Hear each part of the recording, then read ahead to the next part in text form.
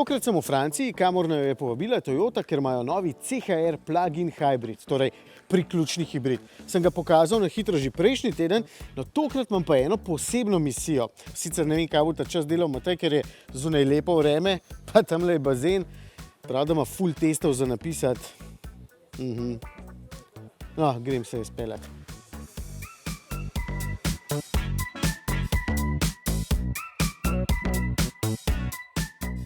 Moja naloga je torej, da ugotovim, koliko porabi takšen CHR. To samo zato, da se boste vi lažje odločili za pravega.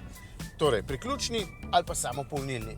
Saj bomo s takšnim naredili še test, ko pride avto v Slovenijo, se ni treba nič bati, ampak za začetek imam nalogo, da naredim en orenk krog tukaj okrog Marseja in potem povem, koliko kilometrov sem naredil na elektriko oziroma kakšna bo poraba bencina po 100 kilometrih vožnje v Franciji. Mislim, da bo ogromna razlika v Franciji ali pa v Sloveniji. Je pa res, da so tukaj temperature že zelo prijetne in bo najbrž poraba na koncu fajn, čeprav bi tudi sam rajš namakal svojo rit zdajle v bazenu. Sem že zadnjič rekel, da ima baterija 13,6 kWh. Toyota pravi, da je to dovolj za 66 prevoženih kilometrov in to pomeni povprečna poraba 21 kWh. Se mi zdi pa vsem realno, verjetno po zimi ne, ker imajo takrat vsi štromarji pač večje porabe, poleti pa sploh ne vidim težav. V bistvu se mi vse skupaj zdi celo malo pesimistično in sem prepričan, da sam zmorem bolje. Tukaj pomaga mogoče tudi to, da se lahko vozim blizu obale in da ni veliko klancev, pa tudi omejitve imajo Francozi precej resne, tako da bom zelo redko izkoriščal 220 plus konjičkov moči.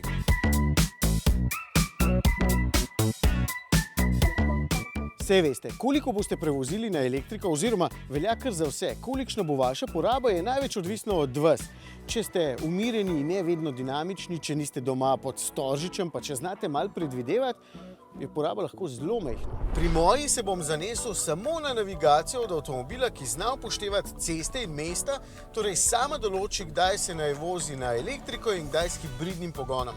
Zna biti kar zanimivo na koncu, sploh v mestih, kjer je omejen promet v središčih in dejansko moraš imeti avto z malo ali pa z nič emisijami.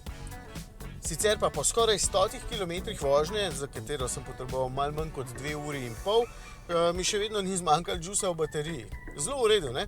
Sicer ima pa ta CHR tudi malenkost bolj dodelano podvozje zaradi večje mase in baterija je tukaj skrita v dno vozila. Pa najpomembnejša stvar, kar 3,5 kW polnilnika ima tako, da se na 3 fazah polni s 7 kW, zato bo baterija polna v manj kot 2 urah.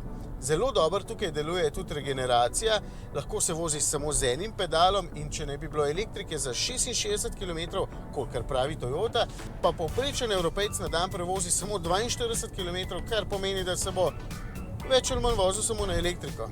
Evo, pa jo imamo, porabo namreč. 223 konjski avto s 1700 kg je na koncu po 100 km porabil 13,6 kWh elektrike pa 2,6 litra bencina. Meni se zdi to krasno, predvsem pa to, da sem se 84% vsega časa vozil samo na elektriko. Tudi vi se boste, samo pridno je treba polniti baterijo. Jaz grem pa zdaj na bazen. Prid, greva, jaz sem te že čekiral, bil čakal. Vedno. Vedno.